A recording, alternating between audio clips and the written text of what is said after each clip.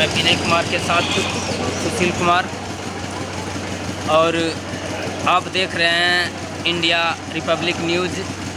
और हम आपको लेकर चलते हैं पंचायत स्तर पर, जहां पंचायत स्तर पर चुनाव का माहौल बना हुआ है और जनता इस बार किसको मत करेगी, किन प्रतिनिधियों का अपना सरकार बनाएगी। ये पंचायत की सरकार होती है और पंचायत स्तर पर जितने प्रतिनिधि वादे करते हैं उन वादों को कहाँ तक सच कर पाते हैं, इनका रूबरू हम जनता से जानेंगे।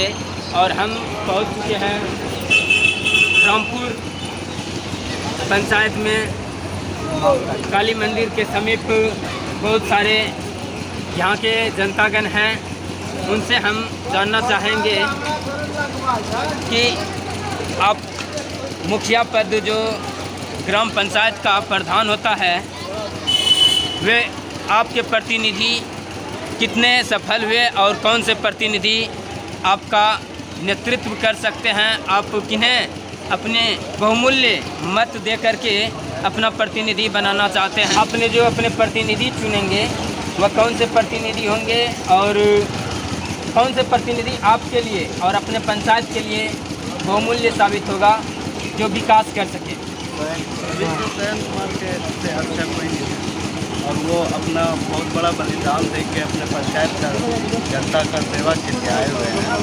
और जनता को भी होना चाहिए कि जो उन्होंने बलिदान दिया है उसके लिए उनको भी कुछ वोट देना चाहिए जनता को। और हम जानना चाहेंगे आपके माध्यम से, न्यूज़ के माध्यम से, पूरे भागलपुर और आपकी पंचायत की जनता जानने चाहेगी कि कौन सा बलिदान दिया है उसने। उन्होंने अपना DNB में चीफ मैनेजर लेके अपने रामपुर पंचायत के सेवा के लिए उन्होंने अपने गांव को चुना है और वो सेवा करेंगे। क्या नाम हुआ? कोमल देवी। आप अपने पंचायत के लिए मुखिया पद जो होता है, सबसे प्रधान होता है पंचायत स्तर पर, सबसे बड़ा पद होता है विकास के नज़रिए से। तो आप अपने पंचायत का विकास के लिए किन्हें अपना बहुमत देना चाहेंगे? क्यों देना चाहेंगे? थोड़ा जोर से बोलिए। पढ़े लिखे हैं, अच्छा काम करते हैं। वह तो पहले प्रतिनिधि नहीं थे तो अच्छा काम कैसे कर? मेरा नाम करुण कुमार सिन्हा था। आपका घर कहाँ पड़ता है? जैतीपुर में। जैतीपुर में है। और आपके पंचायत में क्या चल रहा है मुखिया पद के लिए, और आप किसे मत देना चाहते हैं? हमारे यहाँ के जो भी मुखिया प्रत्याशी हैं, युवा हैं तीनों, और पढ़े लिखे सैन कुमार को ही वोट मिलेगा। और आगे हम जानना चाहेंगे वृद्ध व्यक्तियों से कि आप अपना मत किसे देना चाहेंगे? ये जो पंचायत चुनाव जो हो रही है, इसमें जितने भी लोग हैं, हम लोगों को झूठ बोलने का अधिकार मिल गया है कि हम किसको वोट दें। ये हमारा उद्देश्य है। और यहाँ के जितने भी तीनों उम्मीदवार हैं वो अपना अपना मत मांग रहे हैं। तो ये तो हम लोगों की अपनी बातें हैं ना, ये हम किसे क्यों बोलेंगे। यदि किसी को हम खिलाफ बोलते हैं तो वो अच्छी चीज़ नहीं होती है। हमारा ये उद्देश्य है कि हम लोग सोच समझ के वोट देना है। चलिए, अच्छी बात है कि आप प्रत्येक उम्मीदवार के पास कहना पड़ता है कि हम आपको मत देंगे, लेकिन किसको देंगे ये अंदर की बात है। जानना चाहेंगे कि आप किन प्रतिनिधि को अपना बहुमूल्य मत दे करके विजयी बनाएंगे? मैं सैन कुमार को वोट देना चाहूँगा, क्योंकि इससे पहले जिनको हमने मौका दिया था उनके द्वारा समुचित विकास इस क्षेत्र का नहीं हुआ है। तो एक नए उम्मीदवार को जो कर्मठ हैं और जिनके बारे में हमें पता है कि उनकी सुयोग्यता भी है और वो इस गांव से पूरी तरह वाकिफ़ भी हैं, तो उनका सहयोग होगा इस गांव के विकास में। और जो हमारी बेसिक मूलभूत सुविधाएं हैं और जो परेशानियां हैं उन पे उनका सहयोग है, ऐसा उनका आश्वासन है। और हमें विश्वास भी है कि वो इस चीज़ में हमें सहयोग देंगे और गांव का विकास होगा। यही उद्देश्य के साथ हम सैन कुमार जी को इस चुनाव में विजयी बनाने की कोशिश करेंगे और मेरा मत पर्सनली उनके लिए ही रहेगा। और क्या आपके गांव में हॉस्पिटल की व्यवस्था है, हम जानना चाहेंगे। देखिए, अगर हॉस्पिटल की व्यवस्था कहें तो इंसान के लिए जो मूलभूत सुविधाएं होती है उसका इस गांव में बहुत ही ज़्यादा अभाव है। मूलभूत सुविधाएं जैसे आप हॉस्पिटल की बात कही, आपने हॉस्पिटल अवस्थित है, बट क्या वहाँ पे सारी समुचित व्यवस्थाएं हैं? मैं कहूँगा नहीं है। जो सबसे बड़ी समस्या इस गांव की वो है नाली। यहाँ पे आप पानी का निकास देखेंगे, यत्र तत्र आपको पानी बिखरा मिलेगा, लोग उसी गंदे पानी के ऊपर जाने के लिए मजबूर हैं।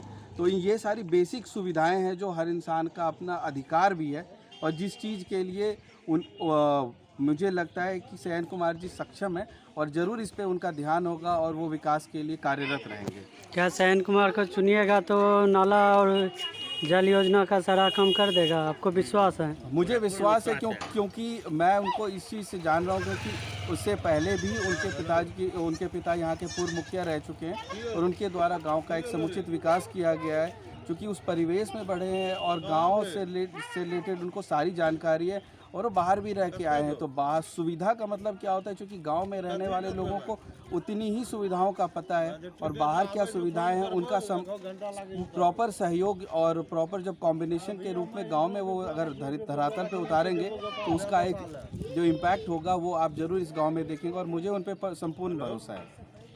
भैया जी ने जैसा बताया कि गांव की सड़कें बरसात के दिनों में नाले बन जाती है और उन्हीं से रामपुर पंचायत के वासियों को गुजरना पड़ता है, तो बहुत कठिनाइयां सहना पड़ता है। इसीलिए पंचायत स्तर पर जो मुखिया पद है ये अपना बहुमूल्य मत जो जिन प्रतिनिधि को चुनेंगे तो उन्होंने बताया भी, और अगले व्यक्ति से मैं परिचय अनुमान लग रहा है कि आप मजदूर टाइप के आदमी हैं। हाँ भाई, अब घास काट का है, फिर धान काटने जाएंगे। मतलब दिन भर आप काम पे ही लगे रहते हैं? काम पे ही लगे रहते हैं। तो आपके लिए जो सही मायने में मुखिया का चुनाव होना है पंचायत स्तर पे, तो आपके लिए सही उम्मीदवार तो बहुत सारे होंगे उम्मीदवार। हाँ, उम्मीदवार तो बहुत सारे हैं, लेकिन आपके नज़र में सबसे बेहतर उम्मीदवार कौन है और इस पंचायत का जो विकास कर सके उस आपके नज़र में वह कौन है? वो सैन कुमार जी हैं, जो अभी रीजनल मैनेजर से रिटायर दे के आए हैं हमारे पंचायत का उत्थान करने के लिए, इसलिए हम लोग उनके सहयोगी हैं। क्या आपको पता है कि सैन कुमार का चुनाव चिन्ह क्या है? चिमनी छाप है। क्रमांक संख्या भी पता होगा? 8 है। तो पूरे पंचायत में सैन कुमार की ही चर्चाएं चल रही है। चल तो रही है, उम्मीदवार और कुछ है, लेकिन सबसे ज़्यादा इनका ही चर्चा का विषय है। लोकप्रिय मुखिया में जाने जा रहे हैं। पहले भी इनके फादर भी मुखिया थे और इनके यहाँ से सारे पंचायत लाभान्वित हैं, और आज भी ये उसी तत्व पे चल रहे हैं कि हम पंचायत को फिर से पुनः उसी स्थिति में लाएं। तो मतलब इसका कहने का मतलब हुआ आपका कि उनके परिवार जो थे, पूर्वज थे, उन्होंने मुखिया के पद पे रहते हुए पूरे पंचायत का विकास किया था। जी हाँ, जी हाँ, जी हाँ। और उम्मीद है कि सैन कुमार भी पूरे पंचायत का विकास करेंगे। हाँ, उनसे बेहतर ही करेंगे, उससे कम नहीं करेंगे। और किस व्यक्ति को आप लाना चाहते हैं? देखिए, वैसे तो प्रजातंत्र है, जो जिस व्यक्ति को मुखिया लाने के लिए चाह रहे हैं वो दिल में बैठ गया, वो दिल से बाहर नहीं होगा। हमारे पड़ोसी है, हम उन्हीं को मुखिया देंगे। चाचा, आपका नाम क्या हुआ? हमारा नाम नंद किशोर मंडल। किसको बनाना चाह रहे हैं आप मुखिया? बोलना तो नहीं चाहिए, जब आप पूछ रहे हैं तो हमारे बहन बाबू हैं, उन्हीं को हम अपना मत देंगे। और सब चाचा हैं।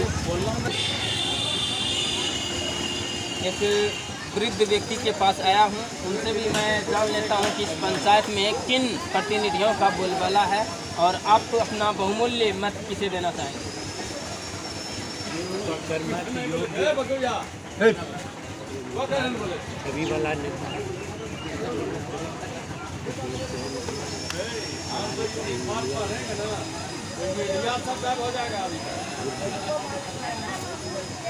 और किनको मत देना चाहेंगे आप? उसका वजह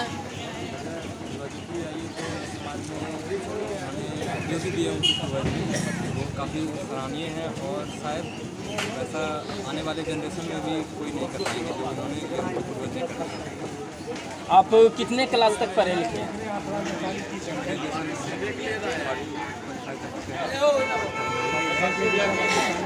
तब तो आपका वोटर लिस्ट में नाम भी आ गया होगा।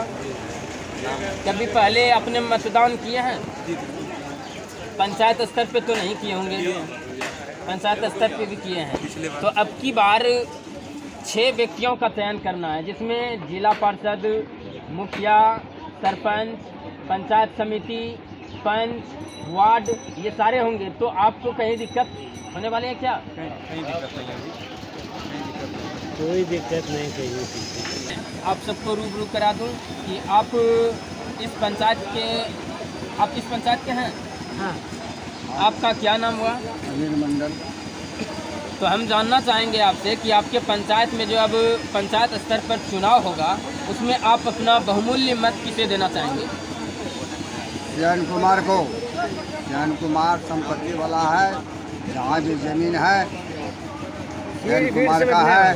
उनसे गरीब जीता है, उनसे चलता है, उनसे निभाते हैं, उसका बाप से भी निभा रहे हैं, इसको भी निभाएंगे। और